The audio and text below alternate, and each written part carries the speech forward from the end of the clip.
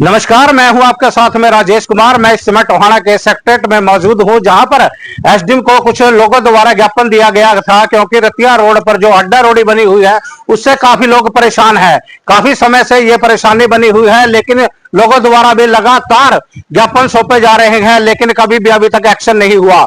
तो action SDM द्वारा अब किया गया है। अब इस अड्डा रोडी को बंद किया जाएगा और लोगों को भी इस अड्डा रोडी बंद होने के बाद राहत भी मिलेगी। तो आइए हम एसडीएम साहब से जानते हैं। देखिए, हमारे पास जो है वो काफी लंबे समय से जो है शिकायतें प्राप्त हो रही थी। उसमें आढ़ती एसोसिएशन ने कुछ दिन पहले हमको ज्ञापन दिया था। उसके अलावा सचिव मार्केट कमेटी टोहाना की तरफ से भी हमको कुछ दिन पहले जो है वो दरखास्त ऊपर में दी गई थी।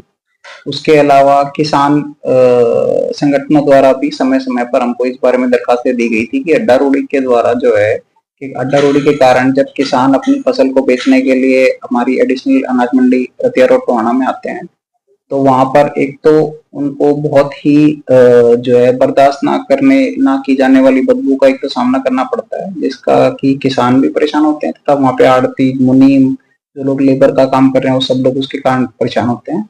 उसके अलावा वहां पर बहुत ही कुत्ते भी जो है वो मांसाहारी वहां पर हो गए थे, जिस कारण से अनाज मंडी में जो है वो सभी लोग जो है वो अनसेफ महसूस कर रहे थे। तो उसके अलावा मार्वल कॉलोनी की जो रेजिडेंट वेलफेयर एसोसिएशन है उनके द्वारा भी जो है आज हमको पहले भी इस बारे में अवगत करवाया गया है। आज फिर जो है उन्होंने आकर के इस बारे में जो है वो दरखास्त करी कि भाई कि वहां पर भी जो है उसकी बदबू के कारण जो है अड्डा रोडी से पैदा होने वाली बदबू के कारण जो है वो वहाँ के रेजिडेंट्स को जो है वो खाना पीना या वैसे भी जो है वो बड़ी परेशानी का सामना करना पड़ता है।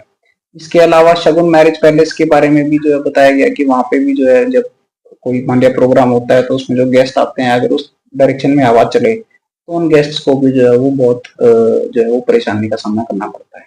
तो क्या सही? तो इसके बारे में आज जो है हमने सभी पक्षों को बुलाया था और नगर परिषद को भी, और जो ठेकेदार जो अड्डा रोडी का को चलाते हैं उनको भी बुलाया था। सब लोगों को हमने सुना और जो है हमको ये चीज जो है ये महसूस हुआ कि जो सभी संगठनों के द्वारा जो दरखास्त दी गई है वो सही है।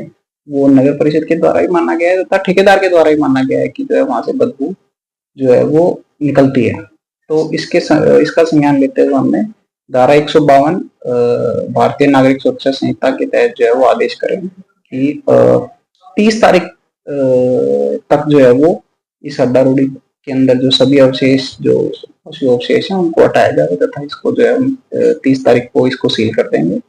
इसके अलावा कोई भी पशु को जो है वो आज से ही जो है वो अड्डा रोडी में ना लेके जाया जाए। नगर परिषद को हमने आदेश दिए कि वो जो है एक अलग स्थान भी आइडेंटिफाई करके और उसके अलावा भी जो भी पशु अगर शहर में जो भी जिनकी डेथ होती है तो उन पशुओं की जो शरीर है उसका भी जो है वो उचित उसका जो निष्पादन है वो नगर परिषद सुनिश्चित करे। तो काफी बिल्कुल देखिए, हमारे द्वारा आदेश कर दिए गए हैं। अगर नगर परिषद के द्वारा या अगर मान लिया ठेकेदार के द्वारा जो है वो अगर इसका नहीं माना जाता है तो उसके तहत उनके विरुद्ध जो है वो भारतीय न्याय संहिता के तहत जो है कार्रवाई करी जाएगी।